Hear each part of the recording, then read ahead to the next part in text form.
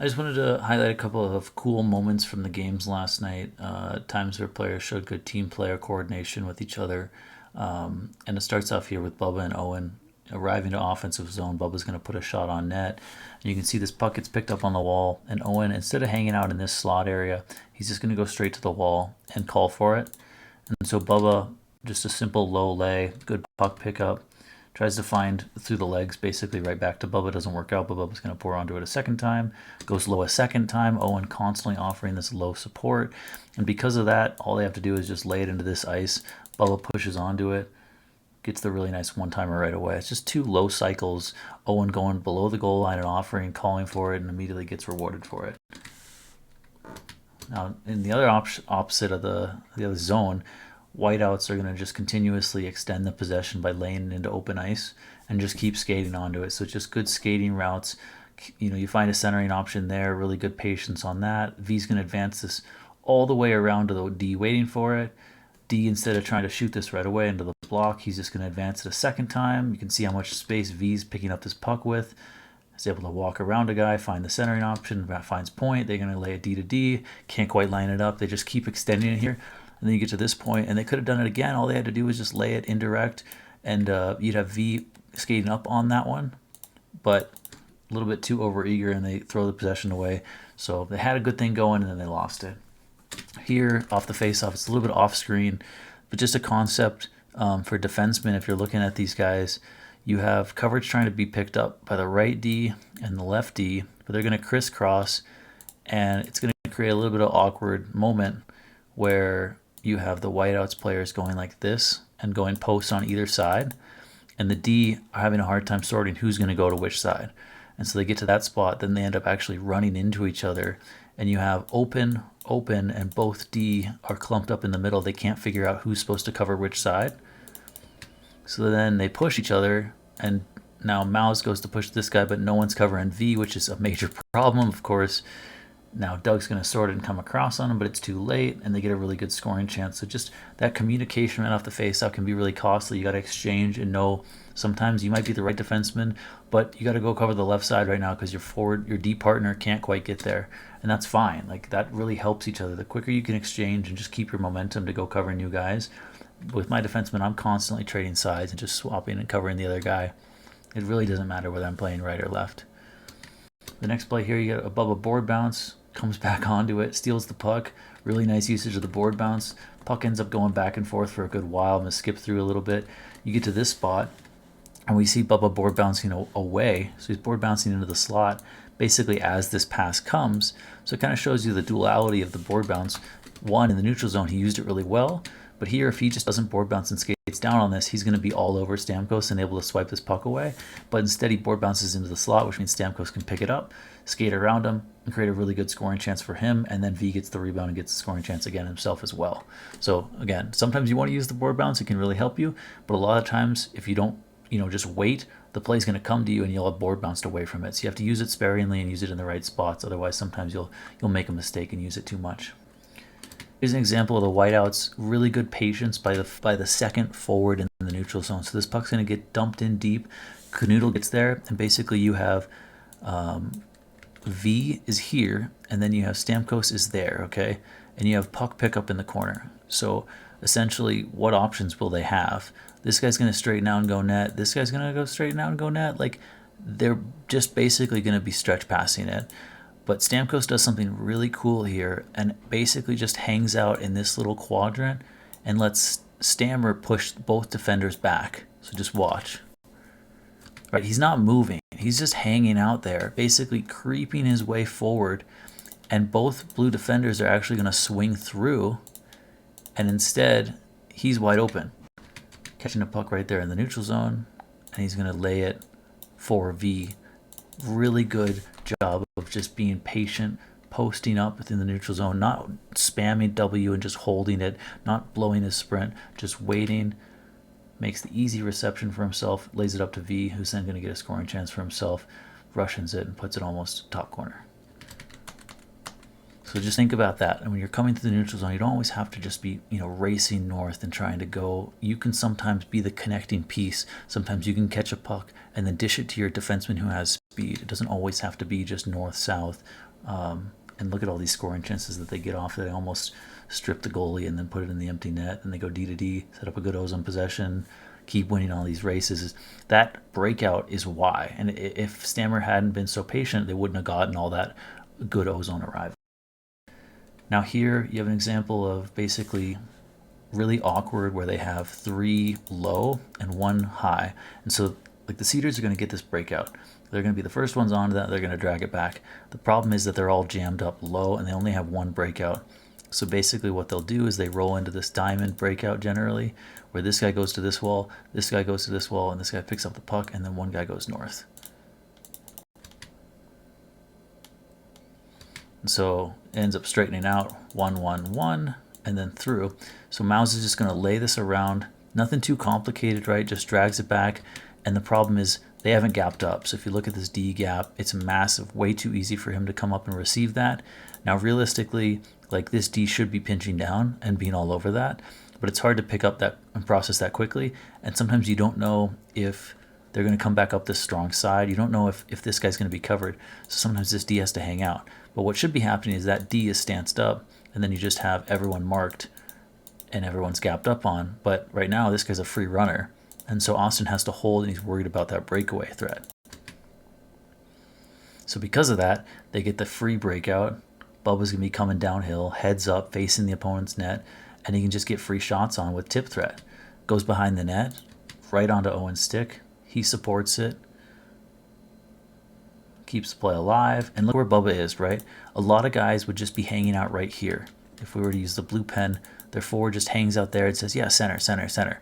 But right away, if we just show the route one more time, he's going to stop there, pause, doesn't like it, and he's going to immediately just keep going low, and he's going to call for the low cycle. When he does that, he straightens out, goes behind the net, comes back to it, then finds centering opportunity. Not quite on target, so they'll collect it, send it deep again, and just keep it alive. And they'll keep doing that as long as they can. So this spot is kind of similar to what the Cedars just had. So you have a breakout in the corner, but these guys are all pretty gapped up, and there's really no play to be found. And when we had that on this side, all the Cedars did was they just played to the new side, and then they come up together. Because no one's in a really good position to break out right now. But you see when the whiteout get into this spot, they're a little bit more nervous, and they just end up throwing it off the wall. When in my opinion, the play was out the weak side. So basically just go, rim, and this D is able to freely collect it right here. And there's really no one that can come help him because you got blue pushing this, blue pushing this. Everyone is playing to this side of the ice, and where are we going to go with it? We're going to go right up the strong side. Of course, it's going to get jammed up, and of course, the Cedars are going to grab possession of it and get more scoring opportunities for themselves. So the difference in the series right now is, for me, based on breakouts and possession. And this is an example where you see the Cedars just being smart with it, not too forceful, versus the whiteouts just a little bit too nervous to feel comfortable going and extending the play and coming out the weak side instead. But Bubba's going to collect. Now Owen's at the net. Mouse is offering. Now you get to this spot where Bubba's climbing the wall. And Owen's not going to just continue to hang out here. He's going to sprint straight low, and he's going to call for the low cycle again, which they use. Then he freezes them and finds the guy who made the pass plus a defender, both coming downhill on the centering option. And you inadvertently pulled 1, 2, 3, all on the wrong side, centering it to 2 guys, all by just doing low and in instead of in right away. Doesn't work out, but that's the look you want to be setting up every time. And you get to this spot, and if you were to put yourself in Stamkos's shoes, there's really not a lot of options. You have both of your outlets being surfed up on. And there's really no drop, right? The only play that you can really do is chip for yourself maybe, or east-west, which is what he looks for. The problem is he doesn't get it in the air. If he were to lay this onto the fresh ice flat in the air, There might be a chance for this guy to pour onto it and go chip, and this guy goes and gets a rush opportunity. But because they go flat on the ice, it gets broken up. Now Bubba's going to grab a hold of it. Third period turnover in the neutral zone. You get to this spot, and they run a really nice play, and Owen's going to bury a top corner. It's about the possession. It's about how you manage the puck before that. 2 failed opportunities by the whiteouts to get it out, to settle it down and dictate possession, and it's going to end up in the back of your net, of course. Here the Cedars are going to get an offensive zone again. They try and run the play, just a little bit too far, but Bubba will win it. Now watch Owen. You might have a hard time finding him, and the reason is he makes that pass. He doesn't just go follow it into the slot. He is going to leave and loop all the way over to the weak side wall. And when he does that, he's going to call for it. And this wall is free. He's just going to rim it. Bubba's going to rim it back to Owen.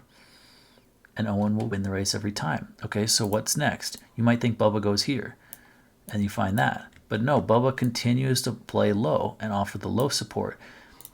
So now you have Bubba back low again. And then all it takes, because these guys are flying the zone, is just this little tap, and Owen will come right into the slot. Some of it's bad D-zone coverage, but some of it's just really good, nice team play between the two, showing their chemistry. Pass doesn't work. That's okay. We check it back. Bubba goes onto it again. Now where do you go? Maybe now is an opportunity to hang on to the slot, but then you hold sprint, you win it. Tries to go through the legs back to Bubba, a little bit forced, but you like to see it every once in a while. Over the top. Now where's Owen, right? He's not standing here trying to demand his teammate to force a pass through a really tight window. He's just going low and saying, yeah, you got me behind the net. So they use him. And then they use him again. And then they center it, and who do they find but the weak side defender sneaking down from this point and finding a backhand, which he buries. And it's just from that low cycle, continued work. So again, similar concept. When we're talking about ozone arrivals, this puck goes too far for Owen. So he's going to have to go collect it in the corner. So if you're in this spot in a pub or whatever, and you have to go collect this puck, this is a very common situation where, you have a little bit of time on the puck pickup. Do you center it? And everyone's always just calling for the center. And I think it really needs to be highlighted. I don't think it's the best play. What Bubba should do is kind of loiter here, think about it, and then go behind the net. And so when this guy goes and picks it up, just like we've seen earlier in these clips, he can just go low and they can run that, or he can go the other way and they can run that. Like, it sets up a lot of really nice plays if this forward arriving off puck goes and offers low support some way. So that's what he does, right? Now he knows he can kind of test this, and if it doesn't work, he can always kick it out. So instead he's going to skate it himself, and he's like, oh, well, we're running into each other now. That's fine. I'll just skate right by you. And now no one really knows where it's going. You've got bodies in front, but now all of a sudden Doug's coming downhill. They have 3 low trying to cover 2 guys, and they find it really, like, what should have been probably a better shot. Really good scoring chance. And it's just by offering that low support, if you have skill, you can always skate out of it. So now we see on the other end of the rink, you have the whiteout picking up a puck in a really similar situation, right? So when you're picking your first in on it, now this time they have 3 back, so it's a little bit harder. Do you go right into the slot? Or do you work to the weak side and say, hey, I want it over here? Or do what Owen did, which was like route like that and call for the around, like in the clip a couple minutes ago. But instead, whiteout are just going to say, I'm going to surf right into the slot. Maybe you can force it to me. And because of that, V doesn't really have any option. What can V do with this? I mean, he can skate it here, but he tries to cut in instead. And the possession's over. But to his defense, his forward partner could have just been going to this ice and you chip it to him. And it would have been free. And then they start setting up these defensemen who have no pressure whatsoever. Because if you look at where the Cedars are in terms of defenders, you have 1, 2, 3, and 4 all below the dots. And these defensemen out here at the points have acres of space to work with, but they're not getting the puck. and then it's going to go the opposite direction. So when you don't execute in the offensive zone, you're going to get countered on. It doesn't happen every time, of course, but it can get really dangerous when you don't manage the puck the right way. This is a breakout, controlled breakout opportunity, right? They dumped it in. What you should have is this forward coming all the way back to offer this side. He can turn up or he can keep coming down. And then D keeps coming down. This is D, this is forward, and this is D. D comes and picks it up, and you can set up the diamond breakout. So you go have either side, and then you have a top that you can possibly stretch over the top too. But what they ended up doing is not only to set that up, this guy's going to actually hook in deep, and so V isn't sure, doesn't make the recognition fast enough that he needs to go to that spot. He's going to veer off. So now Canoodle doesn't know where to go with it. He thinks maybe he can find that, but you have Owen gapping up tight on that one. And the pass is too slow. Means they break it up. And I think what's interesting about this too is even though they get into this cursed game state where they don't have an around option and they're forced to go up this strong side board where the pinch is coming, it still is salvageable if you route patiently. So kind of like we saw with Stamkos, if V had come in here like on this wide route, low and slow, and this pass comes up the same, there's a good chance that this pinch comes through from Owen, and all it takes is just a little kick out to get V curling onto this for a clean possession. Now, of course, he'll come, like someone will come and check him, but at least it sets you up facing the right way and with a breakout. But if we watch V on this, he ends up blowing through it, and so it's really uncertain. His whole route is like this, and it just could have been lower if he had anticipated quicker, but here he blows through it, and now like Austin's in a miserable position where he's just tied to this, handcuffed by this puck, and has to wait, and it'll get pinched down every time.